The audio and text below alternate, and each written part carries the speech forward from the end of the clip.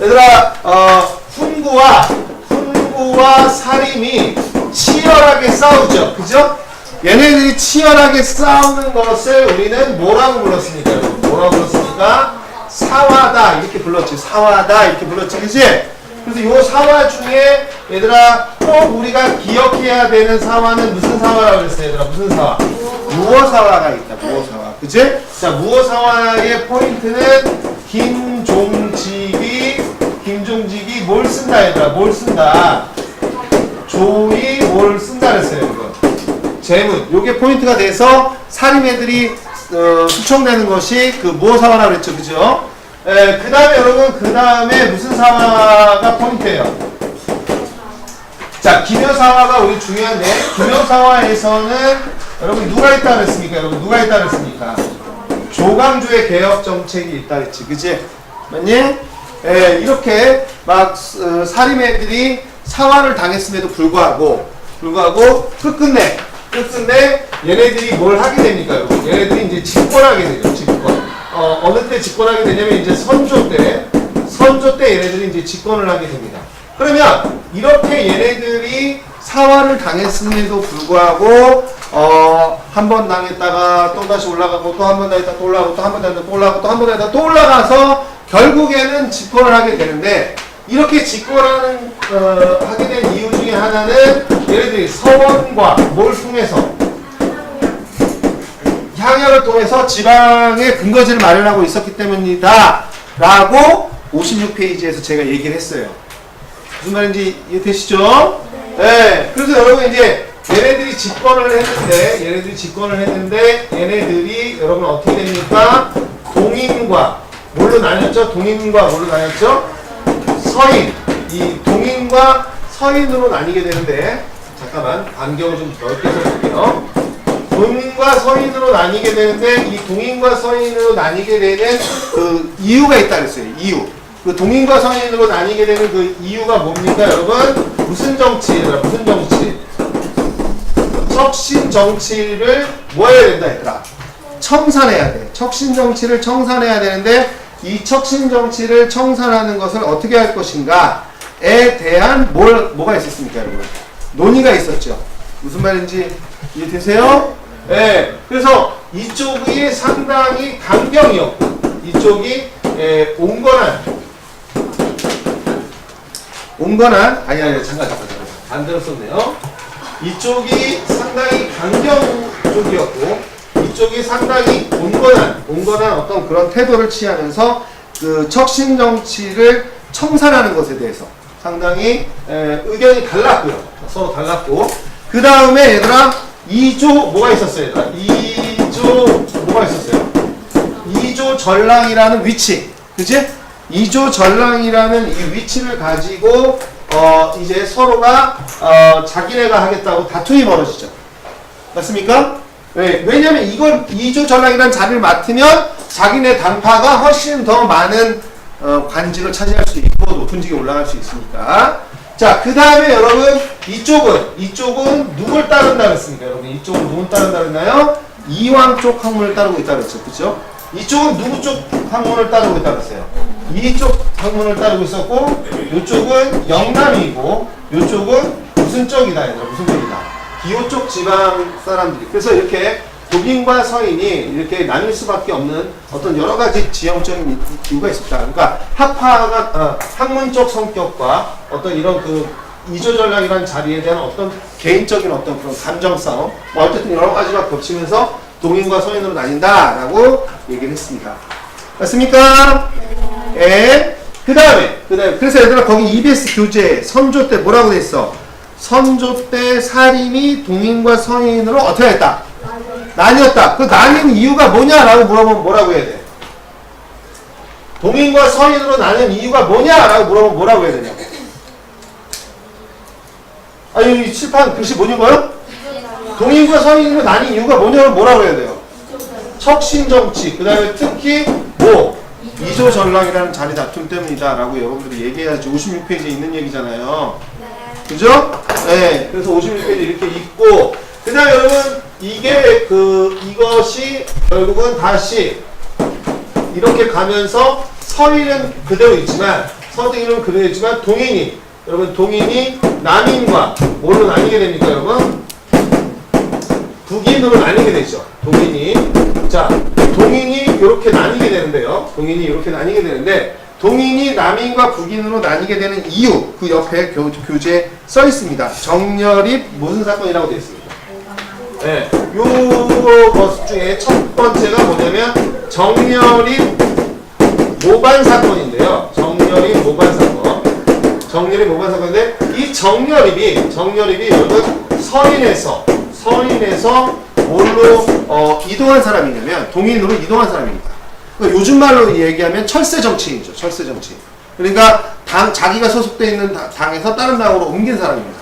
근데 여러분 지금 얘네들은 성리학에 대해서 아주 고지식하게 성리학을 믿는 애들이잖아요. 얘네들 전체가 다 분위기가. 그러니까 이 정렬의비가 누구한테 미움을 사냐면 선조한테 미움을 사요. 저 자식 뭐니? 서인이면 끝까지 서인할 거지 뭐 서인하다 또 어딜 갔어요? 동인으로 가니? 라고 하면서 미움을 사면서 이 정렬의비가 관직을 계속 할 수가 없어가지고 얘가 이제 관직을 버리고 낙향을 해버리거든요. 그럼 조용히 있어야 되는데 얘가 군사 조직을 만들고 그러면서 뭐 국가를 구하겠다는 식의 어떤 막 그런 액션을 취합니다. 그러니까 선조 입장에서는 뭐야 이 자식 왜 이렇게 얘가 군사적 행동을 하냐 뭐 이렇게 되면서 물론 얘가 모발 사건을 일으켰다는 어떤 증거는 없지만 그때 또 누가 미웠냐면 얘네들이 미웠던 거죠. 누가 미웠다고 얘들아 누가? 동인이 좀 미웠던 거야. 그러니까 정렬입 모반 사건을 이용해서 누굴 친 거죠. 동인을 치려고 했던 겁니다. 이해되십니까? 왜냐면 얘 마지막에 지금 뭐 하는 사람이에요? 여러분 뭐 하는 사람이에요? 얘 동인이잖아요. 그러면 이거를 누가 처리했냐? 이걸 누가 처리했냐면 정철. 서인이죠. 서인. 여러분들은 관동별봉만 기억하지만 이 사람 서인입니다. 이 사람이 처리해요. 근데 이 사람이 처리하는데 이게 여러분 정치적 의도가 있다는 걸 다 알거든요. 사람들이. 그러면 그냥 적당히 어떻게 할 수 있어요? 적당히 처리할 수 있는데 너무 철저히 조사한 거예요. 너무 철저히 조사해서 막 정렬인이랑 편지를 주고받았던 동인, 또 정렬인의 그 집에 찾아갔던 사람들 뭐 다 찾아내가지고 어떻게 해버린 거죠? 처벌을 해버린 거야. 그러니까 누가 감정이 상했겠어요? 얘들아? 누가 감정이 상했겠냐? 동인이 감정이 상했겠지, 그치? 이 자식 적당히 할 수도 있는 거 가지고 선조의 의도가 있는데 적당히 할 수도 있는 거 가지고 우리 다 어떻게 했다? 너무 심하게 처벌했다 이겁니다. 그런데 이제 교과서는 딱 여기까지만 얘기하죠. 여기까지만. 우리 모든 교재가 다 여기까지만 얘기를 하는데, 사실은 이것 때문이에요. 이것 때문에. 뭐냐면, 정철 왕따 사건.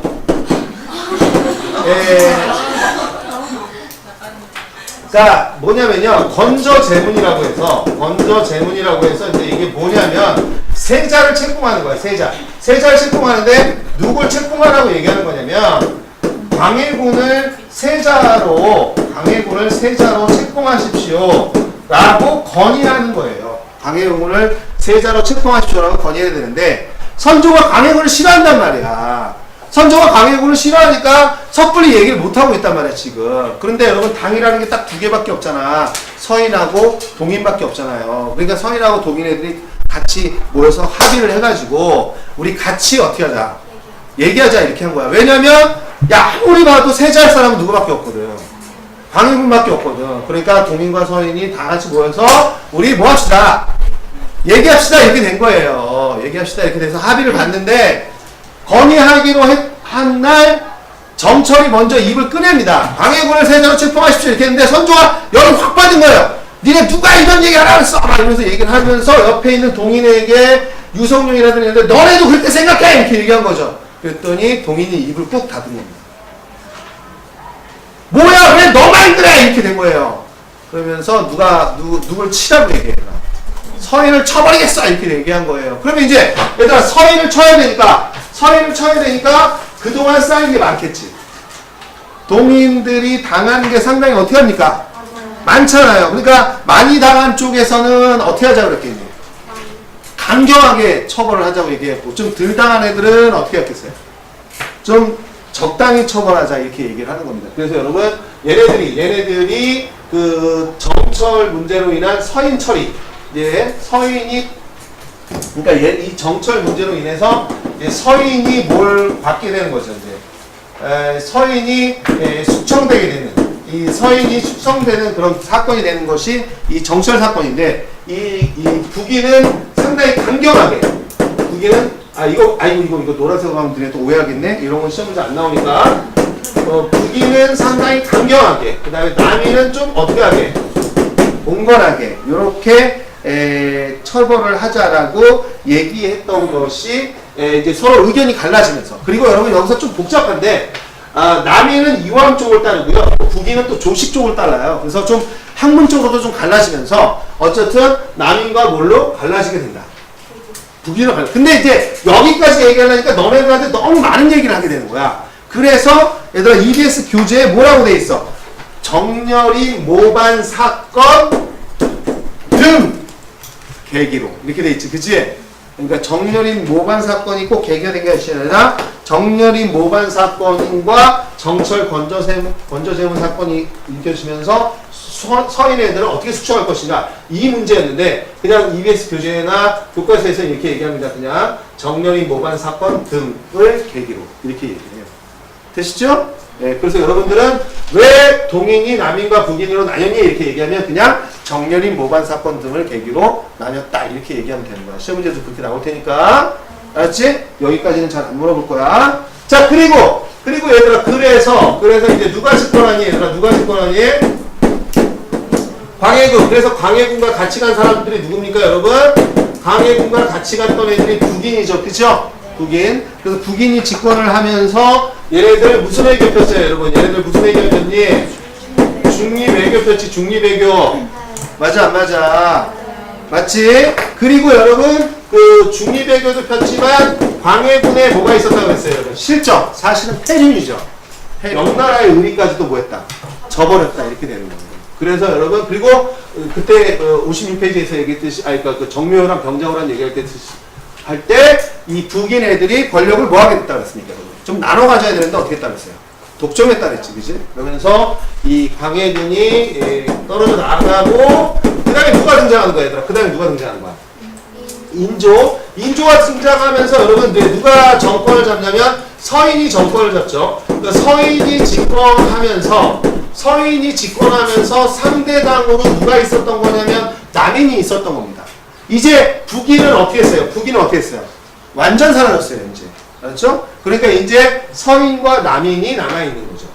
그래서 여러분, 얘네들이 무슨 정책을 폈니, 얘들아? 얘네들이 무슨 정책을 폈어? 얘네들이 친명 무슨 정책을 폈습니까? 친명 배금 정책을 폈잖아요. 친명 무슨 정책 폈다고요? 네, 친명 배금 정책. 결국 이 친명 배금 정책이 불러온 화가 뭡니까, 여러분?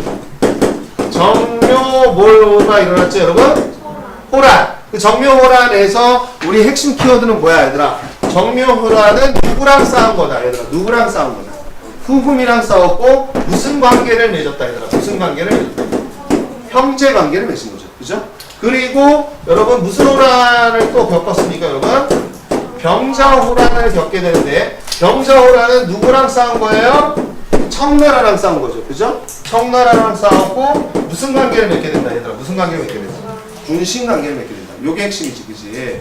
그리고 이 병자호란의 힌트는 뭐야, 얘들아? 남한산성 삼전도, 그 다음에 주하론과 무슨 논이 있었다? 주전론이 있었다 라고 얘기했었습니다. 효종 때 오면요, 그대로 가는 거예요. 저렇게 똑같이 서인이 집권하면서 이제 상대당으로 누가 있었냐면 이렇게 남인이 있는 거죠. 얘네들이 집권하면서. 근데 서인이 계속 집권하려면 계속 뭘 가지고 명분으로 가야 되니, 얘들아? 청나라를 치고 명나라의 의리를 갚아야 된다고 계속 얘기를 해야 되겠지, 그치? 그러니까 얘네들이, 여러분, 여기 때 누가 있었습니까, 여러분? 소현세자를 어떻게 했어요? 소현세자가 죽었지 않습니까? 그죠? 소현세자가 죽고 차남인 효종이 집권을 하면서 서인이 집권했으니까 요라인이니까 얘네들이 무슨 논을 계속 주장할 수밖에 없었다 그랬어요. 무슨 논? 국벌론을 계속 주장할 수밖에 없었다 그랬지, 그치? 예, 국벌운동. 우리 EBS 교재는 국벌론이 아니라 북벌운동이라고 되어 있죠. 북벌운동. 북벌운동을 피게 되고, 얘들아, 북벌운동을 피려니까 군사를 강하게 키워야 돼. 그런 쇼라도 해야 되잖아. 그러니까 여러분, 인조 때 만들어진 어영청이라는 군대를 가지고 어떻게 했니, 얘들아? 군사를 육성하면서 우리 청나라 치러 갈 거야! 이렇게 얘기한 거지, 그치? 그래야 서인이 계속 집권할 수 있으니까. 그래서 여러분, 이 어영청은 서인의 군사적 뭐가 된다, 얘들아? 기반이 되는 거야. 왜냐면 어영청의 지휘관들이 전부 어디 출신이겠습니까, 이거? 서인 출신이겠죠. 이해됐어요? 누가 있냐면 이제 현종이에요. 현종. 누구라고요? 네, 현종. 이 현종 때 현종 때도 마찬가지로 여러분 계속 이 구도가 똑같이 가는 거죠. 서인대 누구예요, 여러분? 남인. 이렇게 똑같이 가는 겁니다. 얘네들이 서인대 남인. 근데 여기서 무슨 논쟁이 일어나게 되는 거냐면요. 여기서 예성 논쟁이라는 게 일어나는 거예요. 예성 논쟁. 무슨 논쟁? 예성 논쟁이라는 게 일어나게 되는 거야. 예성 논쟁. 1차는 뭐냐면, 1차는, 자이대비라는 사람이 있어. 자이대비. 이 사람은 인조 부인이야. 인조 부인. 오케이? 누구라고? 인조 부인. 근데 얘가 인조가 다 늦게 아주 어린 소녀를 부인으로 데리고 온 거예요. 그러니까 효종이랑 효종 부인보다 나이가 어떻게 한 거죠? 엄청 어린 거예요. 옛날 여러분 그 재벌 드라마 같은데 보면은 아버지가 아주 나이 어린 여자랑 막 결혼하려고 그러니까 아들이 가서 말이 되냐고 나보다 어린 여자랑 결혼하니 말게요 막 이러면서 싸우고 재산 때문에 막 싸우고 그런 거 있지 않습니까? 그런 거랑 비슷한 거예요. 자이대비라는 사람이 있는데 이분이 너무 어리면서 시집을 와가지고 계속 이제 살아계시는데 이분 때문에 이제 문제가 발생하는 거야. 1차로 문제가 왜 발생하냐면 자 효종이 죽었어. 자, 효종이 죽었으니까 뭘 입어야 돼, 얘들아? 뭘 입어야 돼? 상복을 입어야 되잖아. 근데 이 상복을 입는 걸 가지고 서인과 남인이 치열하게 싸우는 거야. 치열하게. 알았지? 치열하게 싸우는데, 어떻게 싸우는 거냐면, 남인 애들은 뭐라고 얘기하는 거냐면, 우리 사대부와 왕을 같이 동급으로 생각하면 좀 그렇지 않냐? 라고 얘기하는 겁니다. 그러니까 무슨 말이냐면은 왕은 좀 예우를 해주자. 우리와는 좀 다르지 않냐. 왕은 뭔가 좀 예우를 해줘야 되지 않겠니? 라고 얘기를 하는 거고요. 이쪽은 무슨 소리냐? 왕은 우리 4대부의 뭐일 뿐이야?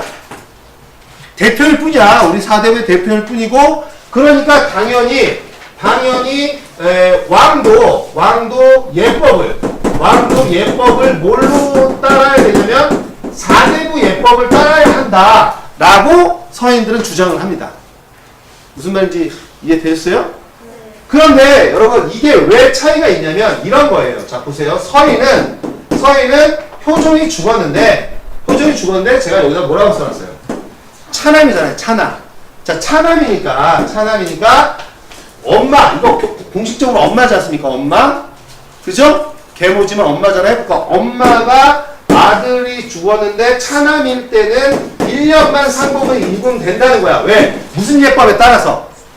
4대부 예법에 따라서. 알았지? 그런데 남이는 뭐라고 얘기했냐면 야 왕이 됐잖아 왕. 그리고 우리랑 좀 동급으로 보면 좀 그렇잖아. 왕이 됐으니까 비록 차남이지만 왕위를 계승했으니 무슨 대우를 해줘야 된다 이거예요.